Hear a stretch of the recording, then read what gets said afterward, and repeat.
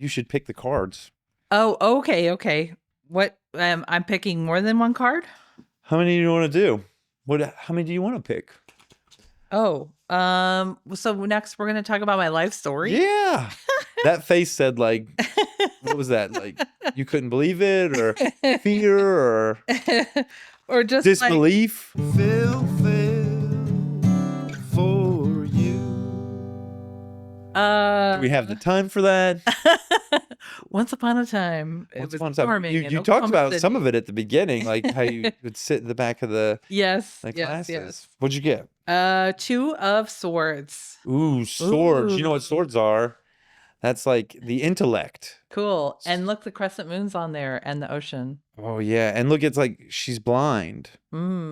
She's got she's blinded.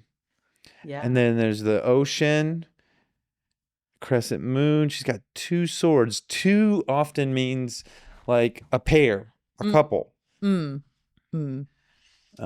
some. Let's see. What do you see there? Other things do you see? Well, being with your back to the ocean is interesting. You know, they say never turn your back to the ocean. Really? Why? Because it's mutable. It's changeable. Ooh, so it could come and just scoop you up. Or something. Yeah. Yeah. And I love the crescent moon. I'm always tracking on the moon. Yeah. Oh, and you know, the crossed arms, that's one of the somatic soothing ways. Ooh, yeah. Yeah. Yeah, not so much the swords, but like it's like a bilateral stimulation type of thing. Yeah. Yeah. It's the element of air. Swords are air. I'll tell you like a little bit about that suit. It's a cutting weapon is the intellect. It symbolizes rational thinking, logic, analysis, communication, and the power of the mind. Cool. It's very, very different than the cups. Heart. The Queen of Cups. Yeah. Which you got. It's almost, yeah. And, yeah, let's see. 2 from a numerology perspective is like partnership, union, balance, or imbalance.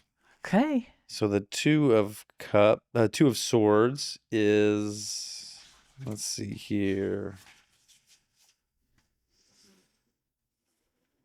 Combined resources, courage, faith, friendship, conflict, and balance. Those are the key words for the 2 of Swords. Cool.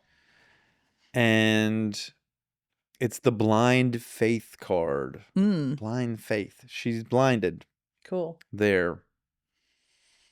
It can represent courage and making decisions based on your own truth. And in some cases, spiritual guidance. Symbolizes balancing the right and the left hemispheres of your brain, combining intuition and intellect. It means that you might have a decision right now that demands both of these things. Intellect and the intuition. It could advise you to take off your blindfold and look at a situation honestly. I love that image of the brain and the heart, and it's like an instrument. There's strings, and the person's playing it. Yeah, yeah. I love that. I could think of intuition as the heart. Yeah, nice. You know? Yeah. What is intuition? It's some inner knowing. Yeah. I mean, people experience it different ways. Some people experience visions of what they need to do or want to do or what might come to pass. Or I often experience a tug. I'll get a vision of something and I'll get a pull toward it. And that tells me to go toward it. Yeah. And it's interesting too. So my mom passed just over a year ago, and it was a really sacred experience to be with her during that. My brother is 4 years younger than me to the day, and we were born on the same day, 4 years apart. Wow, no way. Yeah. That's cool. He's amazing. And he said that he was the best birthday present I ever got. Oh, what? Your brother, yeah, he's pretty good. He's awesome. That's pretty good. And also, I saw him. I mean, my mom was going through some physical body suffering the last few weeks of her life. And there was only so much we could do to ease it in the circumstance. And it reminded me that death is something we each have to come to on our own. Even if we're with loved ones, we have to cope with it and deal with the process of dying. Ultimately, it's our own experience. And my brother was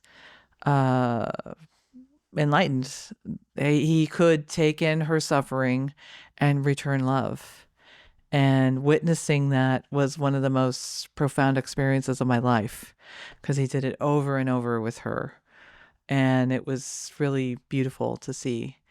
And my mom had faith that everything was okay. She wasn't afraid of dying. She knew she was going to die, and probably sped her death along because she was ready. And she had that kind of faith of just knowing it's going to be okay. The blind faith. Yeah. Because, I mean, it's not like she had an experience of death in this life before. Yeah. So, Yeah. she It's that just had being to with go- uncertainty we Yeah. talked about earlier. Yeah, and through a time of great suffering, lots of ups and downs, and so it was amazing to see her. It was amazing to see my brother, and what he is capable of, and just in that very pragmatic way. And he read The Alchemist to her, and it's his favorite book. And she had me do a meditation with her called Easy Death, was imagining dying and your relatives escorting you over and going toward the light. And she had me do that over and over with her. And To maybe prepare you for that loss. maybe it was for me. Yeah. I mean, I think she already was at peace. She's still your mom. Yeah. Yeah. So she wanted me to know I did something good for her. So, yeah. So that's important to my life story, because my mom is certainly important.